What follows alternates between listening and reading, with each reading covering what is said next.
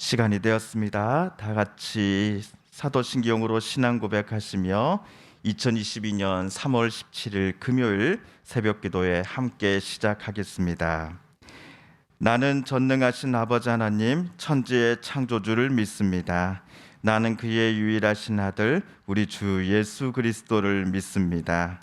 그는 성령으로 잉태되어 동정녀 마리아에게서 나시고 본디오 빌라도에게 고난을 받아 십자가에 못 박혀 죽으시고 장사된 지 사흘 만에 죽은 자 가운데서 다시 살아나셨으며 하늘에 오르시어 전능하신 아버지 하나님 우편에 앉아 계시다가 거기로부터 살아있는 자와 죽은 자를 심판하러 오십니다. 나는 성령을 믿으며 거룩한 공교회와 성도의 교제와 죄를 용서받는 것과 몸의 부활과 영생을 믿습니다. 아멘. 오늘 우리 함께 읽을 기록된 하나님 말씀은 민수기 제31장 13절에서 24절까지의 말씀입니다.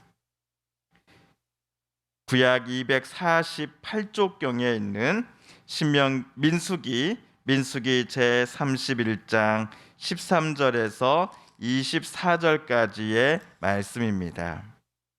모세와 제사장 엘르아살과 회중의 지도자들이 다 진영 밖에 나가서 영접하다가 모세가 군대 지휘관 곧 싸움에서 돌아온 천부장들과 백부장들에게 노하니라. 모세가 그들에게 이르되 너희가 여자들을 다 살려 두었느냐? 보라, 이들이 발람의 꾀를 따라 이스라엘 자손을 부올의 사건에서 여호와 앞에 범죄하게 하여 여호와의 회중 가운데 연병이 일어나게 하였느니라. 그러므로 아이들 중에서 남자는 다 죽이고 남자와 동침하여 사내를 낳는 여자도 다 죽이고 남자와 동침하지 아니하여 사내를 알지 못하는 여자들은 다 너희를 위하여 살려둘 것이니라.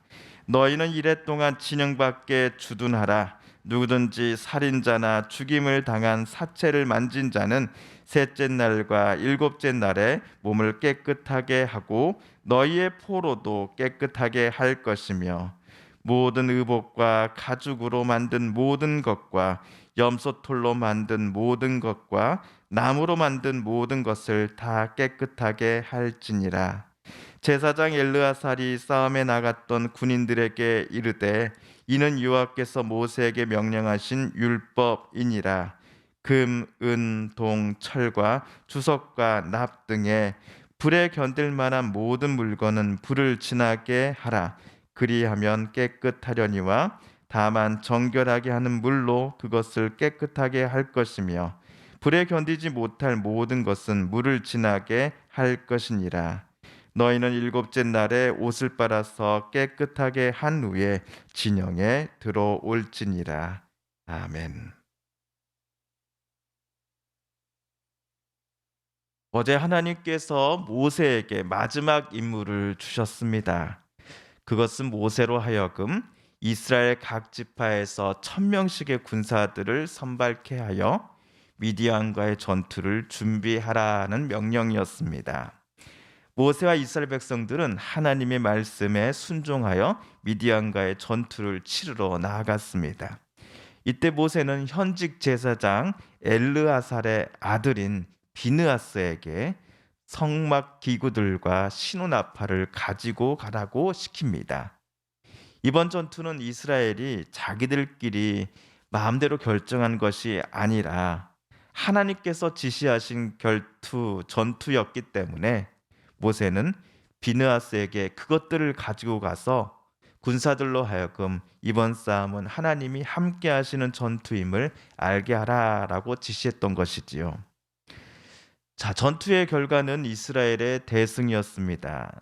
이스라엘은 미디안의 5왕들을 죽였고 많은 가축과 재물들을 가지고 자기들 본진으로 되돌아왔습니다.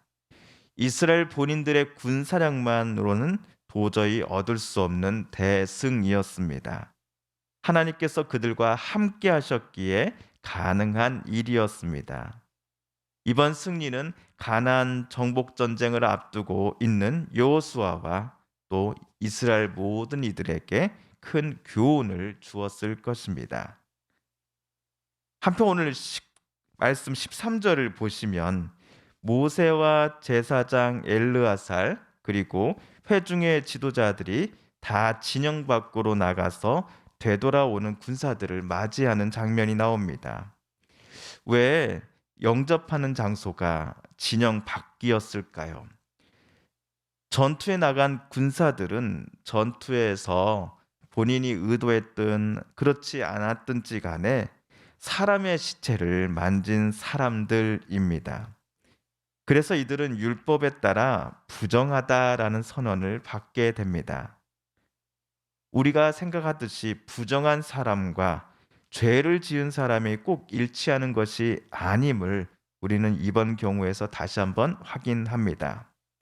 자, 모세의 지시가 적힌 19절과 24절을 우리 다시 한번 읽어보도록 하겠습니다. 19절입니다. 너희는 이레 동안 진영 밖에 주둔하라. 누구든지 살인자나 죽임을 당한 사체를 만진 자는 셋째 날과 일곱째 날에 몸을 깨끗하게 하고 너희의 포로도 깨끗하게 할 것이며, 그리고 24절입니다. 너희는 일곱째 날에 옷을 빨아서 깨끗하게 한 후에 진영에 들어올지니라. 의복뿐 아니라 금, 은, 동, 철과 주석, 납 등도 모두 불에 다시 넣어 달군 후에 정결하게 하는 물로써 그것들을 깨끗하게 하는 예식을 거쳐야 한다라고 모세는 말합니다. 그런데 14절을 보시면은 큰 승리를 거두고 되돌아온 군사들을 보자마자 모세가 그들의 지휘관들에게 화를 내고 있습니다. 목숨을 걸고 싸움에 나갔다가 승리하고 되돌아온 군사들을 격려하고 또 환영해 주기에도 시간이 모자랄 텐데 모세는 천부장, 백부장들을 보자마자 화를 내고 있는 것입니다. 저를 포함해 모든 분들이 방금 모세의 태도가 이해되지 않으셨을 겁니다. 도대체 무슨 일이었을까? 도대체 무슨 이유 때문에 이토록 화를 내고 있는 것인가? 우리 그 이유를 알기 위해서 15절, 16절을 함께 읽어보겠습니다. 시작. 모세가 그들에게 이르되 너희가 여자들을 다 살려두었느냐? 보라, 이들이 발람의 꾀를 따라 이스라엘 자손을 부올의 사건에서 여호와 앞에 범죄하게 하여 여호와의 회중 가운데 연병이 일어나게 하였느니라. 군사들이 전장으로 나아가기 전 모세는 지휘관들에게 미디안을 전멸시켜야 된다라고 명령하였습니다. 하지만 전투에서 하나님의 도우심으로 승리를 거두고 되돌아온 이스라엘 군인들은 모세가 전한 명령을 온전히 수행하지 않았습니다. 가축과 재물뿐만 아니라 여자들과 어린아이들을 이스라엘 군으로 이스라엘 군은 자기 진영으로 데려왔던 것이지요. 이에 모세는 미디안 남자들과 결혼한 여자들은 반드시 죽여야 된다라고 한 지시를 내립니다. 반면 미혼인 미디안 여자들은 살려두어서 후에 이스라엘 남자들과 결혼해도 좋다라고 명령을 합니다. 자, 오늘 되돌아온 군사들에게 모세가 노발대발한 이유, 그리고 결혼한 미디안의 여인들을 지금이라도 죽여야 된다라고 명령한 이유가 모두 같습니다. 그것은 16절에 나와 있는 것처럼 지난번 이스라엘 남자들이 미디안 여인들로 말미암아 우상과 거짓신들을 섬기고 제사를 드렸던 사건 때문이었습니다. 미디안 여인들의 유혹에 넘어간 이스라엘 남자들은 여호와 하나님을 버리고 여인들이 섬기는 바알보올 제사에 열심을 내기 시작하였습니다. 그러자 하나님은 이스라엘에 연병을 내리셨고 그때 연병으로 죽은 이스라엘 사람은 2만 4천 명이나 되었습니다. 그런데 16절에서 놀랍게도 그 사건에 선지자 발람의 이름이 언급됩니다. 발람은 모압 왕의 간청에도 불구하고 이스라엘을 저주하지 않고 오히려 3번씩이나 축복하는 기도를 드렸던 사람이었습니다. 하지만 이스라엘 자손이 바알보를 섬기고 그 앞에서 제사를 드리게 하는 데 있어서 1등 공신이 바로 선지자 발람이었다라고 모세는 말합니다. 이러한 이유 때문에 하나님은 모세에게 이번 전투는 이스라엘의 원수를 갚기 위함이다라고 말씀하신 것 같습니다. 같은 이유 때문에 이스라엘 군사들은 선지자 발람을 죽였던 것 같습니다. 또한 동일한 이유 때문에 전쟁에서 대승을 거둔 후 미디안 여인들을 데리고 본진으로 복귀하는 이스라엘 군의 지휘관들을 향해 모세가 오늘처럼 크게 화를 내었던 것이었습니다. 자, 오늘 성경 본문은 물론이고 앞으로 여호수아 본문을 읽을 때에 우리는 현대인의 시각과 안경을 내려놓을 필요가 있음을 저는 우리 성도님들께 말씀드리고 싶습니다.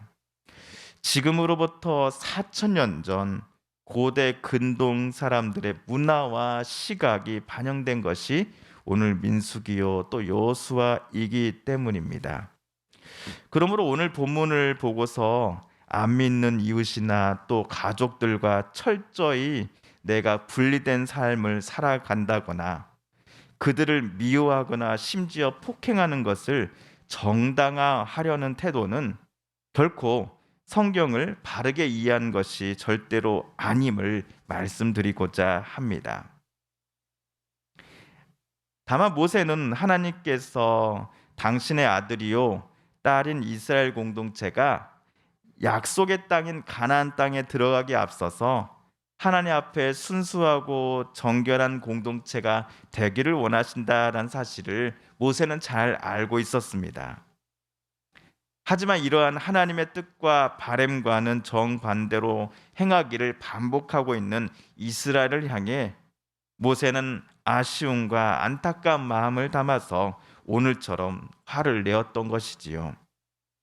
가나안 땅은 우상과 거짓신이 만연한 곳이지만 그 땅에서 앞으로 거주할 이스라엘 백성들은 하나님의 백성으로서 빛과 소금으로서 하나님만을 바라보며 살아갈 준비를 가나안 땅에 들어가기 전부터 해야 하기 때문이었습니다. 이스라엘은 자신들의 삶을 통해 하나님의 거룩하심을 이웃들에게 증거하고 하나님의 은혜를 그들도 누리게 해야 합니다. 죽기 직전 이스라엘 동포들을 향한 이러한 모세의 당부와 바램을 2023년도 한국 땅에서 신앙생활하는 우리들도 기억해야 할 것입니다. 언제 어디서나 거룩하고 진실하며 또 신실하게 오늘 하루도 하나님의 자녀로서 살아가는 우리가 되어야 할 것입니다. 주님께서 가르쳐 주신 기도를 드리며 오늘 말씀 묵상을 모두 마치겠습니다. 하늘에 계신 우리 아버지, 아버지의 이름을 거룩하게 하시며 아버지의 나라가 오게 하시며 아버지의 뜻이 하늘에서와 같이 땅에서도 이루어지게 하소서. 오늘 우리에게 일용할 양식을 주시고 우리가 우리에게 잘못한 사람을 용서하여 준 것 같이 우리 죄를 용서하여 주시고 우리를 시험에 빠지지 않게 하시고 악에서 구하소서. 나라와 권능과 영광이 영원히 아버지의 것입니다. 아멘. 사랑하는 성도 여러분, 오늘 말씀을 통하여 또 읽고 묵상하는 우리들의 마음을 성삼위 하나님께서 열어주시고 말씀 속에 새겨진 하나님의 음성과 뜻을 마음속에 새기며 오늘 이 시간 하나님 앞에 우리가 깨닫고 다짐한 바대로 하나님 앞에 기도드리길 원합니다. 우리 성도님들과 가족들 중에 또 이웃분들 중에 하나님의 고쳐주심과 회복시켜주심, 치료하여 주심을 놓고 간절히 기도하는 분이 계십니다. 하나님 고쳐주십시오. 또 하나님 치료하여 주십시오. 하나님 회복시켜 주십시오라고 함께 기도하겠습니다. 튀르키예와 시리아 또 우크라이나 국민들을 위해 함께 기도하겠습니다. 마지막으로 우리가 가지고 나온 간절한 기도 제목 하나님께 아뢰며 하나님의 은혜 보좌 앞으로 더 가까이 나아가겠습니다. 함께 기도합니다.